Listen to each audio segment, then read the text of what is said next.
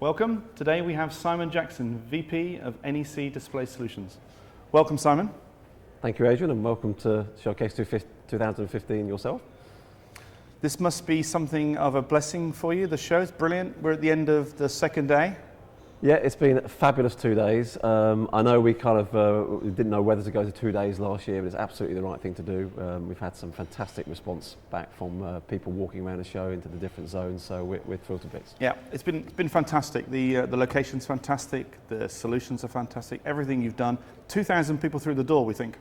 Yeah, we won't be too far short of that. So, we set out to achieve what we had last year, which was about 1,500 people, but to perhaps give them a bit of a better experience, and I think we've managed to achieve that. So with a lot of people smiling, that's good. When we finish this interview, you need to look at all the other stuff we've recorded over the last 2 days, and people will tell you that they want the wine out earlier, they want the champagne bar open, but they've loved it. They've loved the venue, the location, the closeness to the city. They've loved all your solution partners. That's good to hear. I mean, the wine coming out earlier, the partners may have something to say about that. So we have been doing wine tasting in the afternoon, blind wine tasting, in conjunction with Sense, our charity, and that's gone down really well. Tell us a little bit about Sense, because Sense have been very good to the AV world, and the AV world have been very good to Sense. Just explain a little bit about the relationship there. We've kind of, our relationship with Sense has grown over the last couple of years. Sense are a deaf-blind charity for children and adults. And I guess the irony is there within the audio-visual industry that why we've chosen them as our charity, and I think other companies such as AMX, Maverick, so quite a few other organisations within the industry have adopted them as well. And we've done a lot of great work together with Sense, and they're immensely supportive of that and pleased, as you'd imagine. Even I think it was 2 weeks ago, AMX helped them open their new shop in Barnet. And there's lots of other activities going on. There's the golf day with NEC later this year. There's the charity ball with HRH also this year. So there's a lot of good stuff to get involved in and help them to raise money. That's great. It's a great charity and a great cause.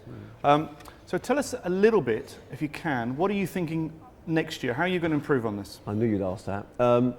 Okay, so next year we don't even bother contemplating it for at least 3 months. It's such an emotional journey to take it to where we are today. I think we normally have a debrief pretty soon after the event, and then have a little think about it over the summer, and then around September we start seriously thinking about what we want to do, what we want to achieve. We're always looking at trends. So this year we've seen beacon technology, of course NFC is still here, and there's lots of different solutions. There's a Wi-Fi, mobile Wi-Fi as well, and we're looking at what's going to be the next trend, but of course we don't know that just yet. But certainly this year I think we've captured the market. I think we've been able to demonstrate what people are interested in, as well as showing some old faithful solutions as well, which of course are the bread and butter and mainstay of the industry. Yeah, for sure. Beacons, I think, is spot on. We had an event on Tuesday, and beacons was one of the top technology topics, I think.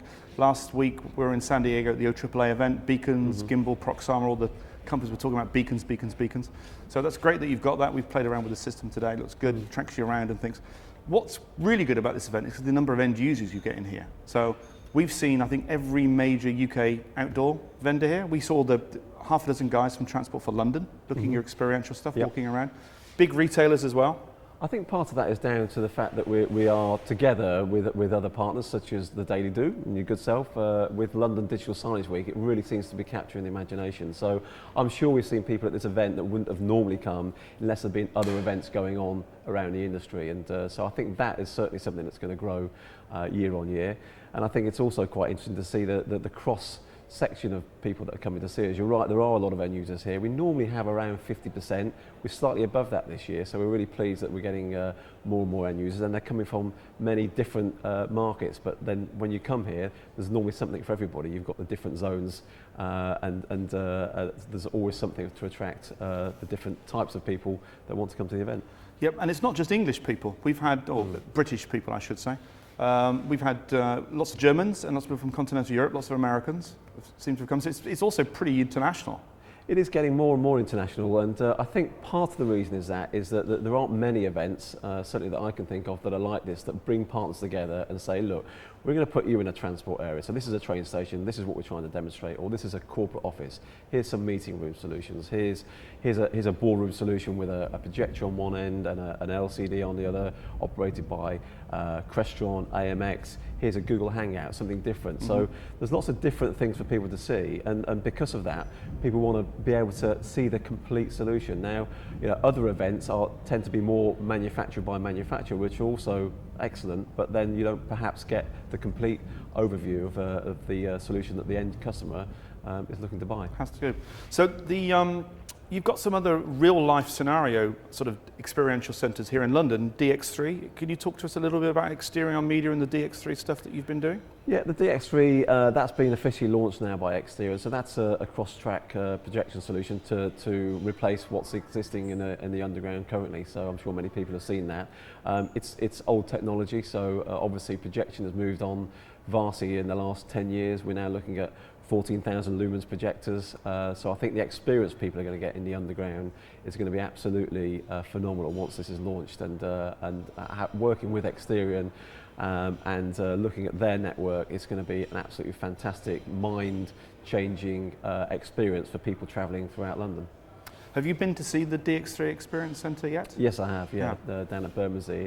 It's an excellent example. A lot of the agencies have been down to see it, and I think you do need to have that so that you can give people visualization of what they're going to expect in the future, and certainly the feedback we've had from Exterion is that all their feedback has been extremely positive. That's good.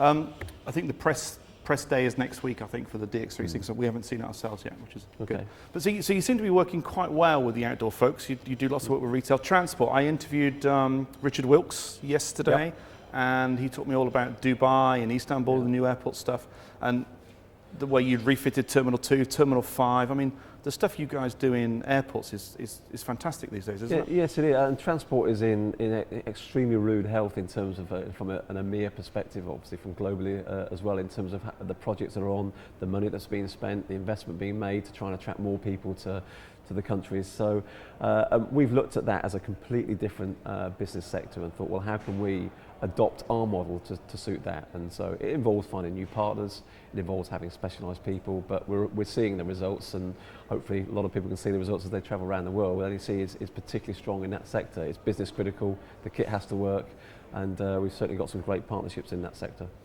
That's good to know. So there's been a couple of changes with NEC displays in America, which is not really your world, but the new Samsung, or the ex-Samsung guy started yesterday, I think. I'm looking forward to meeting him at Infocom. Yes, yep. Are you going to go to Infocom? I'm not going to Infocom this year, but we'll have a contingent there from EMEA. So certainly we're looking far more, because of the association with the European and the US office over the last year or so.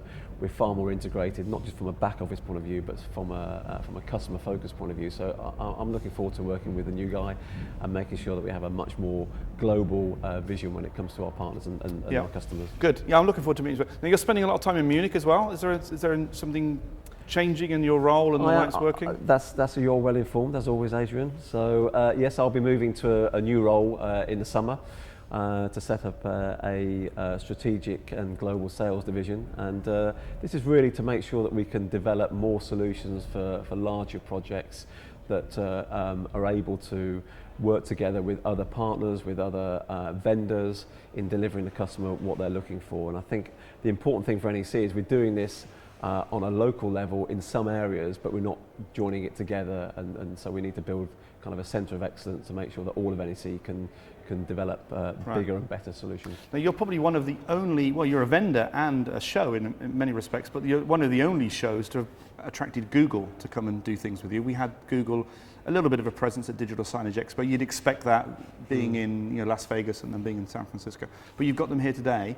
You're excited about some of the Google stuff that's happening at the moment, aren't you? It's incredibly exciting, because obviously once Google are in the space, then it's watch this space and see what we can do that complements what they're trying to achieve. And certainly when you look at their meeting room solutions with their Chromebox platform, then it's something that NEC is already in that space, and we have partners that are working with them. We've introduced some partners already to Google for app-based signage, and I think that they are going to be very successful, as you'd expect from that kind of company. We ask everybody who's come on what their favourite thing is. It's not fair to ask you that, but you can if you like. Oh, really? It's the Cube. I love the Cube. But tell us about the Cube then, because we had the Reflex MD on earlier, Roland, and it looks great. Explain the background behind the Cube.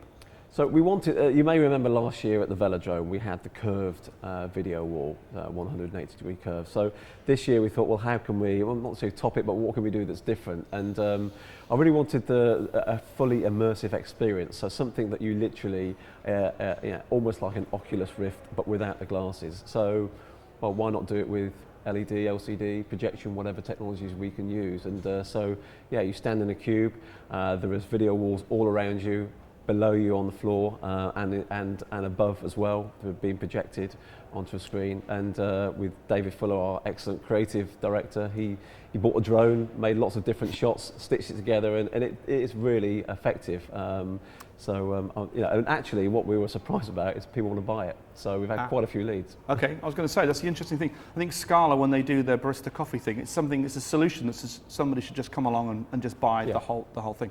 So interesting about David Fuller, I wondered how he got those shots. So it's a drone that's done all the aerial photography and... Absolutely, it's a drone. He had to send it up several times to get the different angles and then stitch it together so it looked that's great. neat. But, yeah, so that's something you might sell. Is it something we'll see at ISE? Would you be able to persuade, now you're in Munich, you should be able to persuade the marketing people to stick it in the middle? If they want it, we've got the model, we know how it works. So yeah, you need to get some fresh content, of course, for it. But yeah, why not? It's good. I wasn't going to ask you the tricky question of what's your favourite, but you answered it.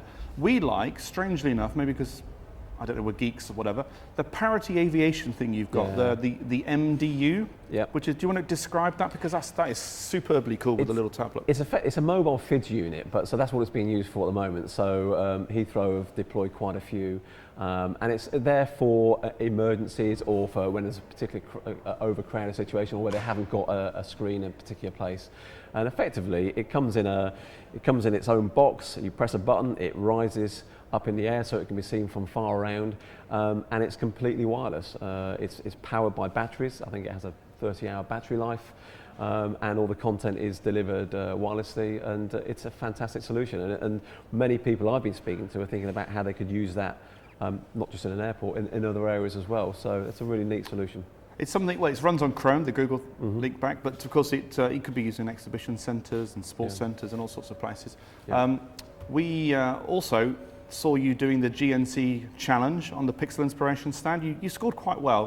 What was your actual score in the end? On the steps, my actual score was 39, and at the time the record was 44, but I would claim that I had my shoes on. I'm sure there are other fitter people with trainers on, so I'm claiming a moral victory for sure. Simon, it's been a pleasure. Thanks for coming. Thank you.